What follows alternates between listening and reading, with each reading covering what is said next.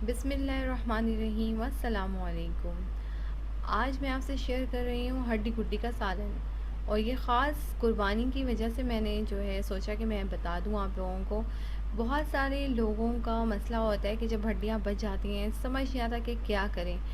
तो आप जो है इन हड्डियों को एक अच्छे मसरफ़ में इस्तेमाल कर सकते हैं, और इन हड्डियों को ज़ाया करने के बजाय एक बेहतरीन किस्म का सालन तैयार किया जा सकता है। इसी की वीडियो मैं आज आपसे शेयर कर रही हूँ।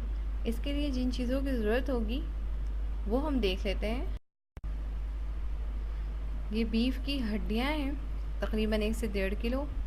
इसके अलावा हम इसका मसाला तैयार करेंगे, और मसाला तैयार करने के लिए हमने यहाँ पर लिया है 1 टेबल स्पून भरकर ज़ीरा, 2 बड़ी इलायची, 8 से 10 लौंग, 8 से 10 दाने काली मिर्च के, जावित्री लिया है थोड़ा सा, और सब्ज़ इलायची ली है, दालचीनी स्टिक लिया है, वो तकरीबन 2 है, जिसे कि मैंने छोटे छोटे टुकड़ों में कर लिया है, और एक जो है सौंठ का पीस लिया है।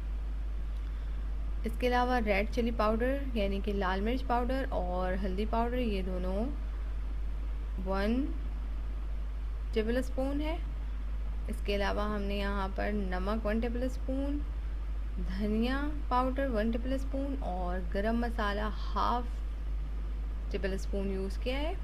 अब हम इसे ग्राइंड कर लेंगे। तमाम मसाले ग्राइंड होने के बाद ये देखिए इस तरह से हमारे पास मौजूद है। अब हम इसे पकाने के लिए एक बर्तन में डालेंगे हड्डियों को। साथ में हमने 1 अदद प्याज काट के और अदरक लहसुन का पेस्ट 2 खाने के चम्मच शामिल किया, और ये तमाम मसाले जो कि मैंने ग्राइंड करके रखा था डाल दिया है इसके अंदर। ये तकरीबन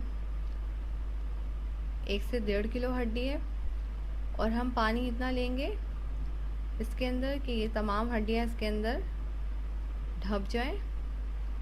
उसके बाद हम इसे 2 से 3 घंटे तक पकाएंगे। तो ये देखें 2 से 3 घंटे के बाद ये इस तरह से इसका पानी भी खुश्क हो गया है। अब हम एक बर्तन में ऑयल गरम करेंगे और 1 अदद प्याज बारीक काट कर इसे ब्राउन करेंगे। साथ में हम ज़ीरा भी इसके अंदर शामिल कर देंगे।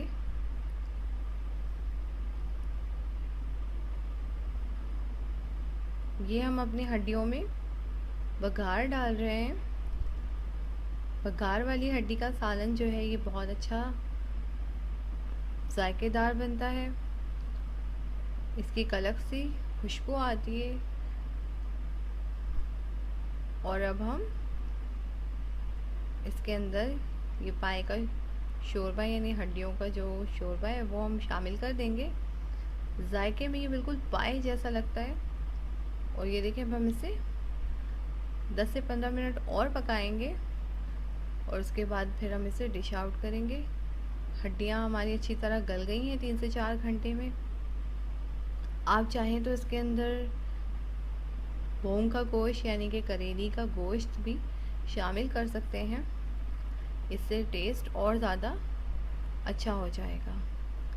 अब हम इसे ढककर 15 से 20 मिनट तक पकाएंगे। तो ये देखिए, अगर आपको मेरी वीडियो पसंद आई तो प्लीज़ इसे लाइक करें, शेयर करें, कमेंट्स दें।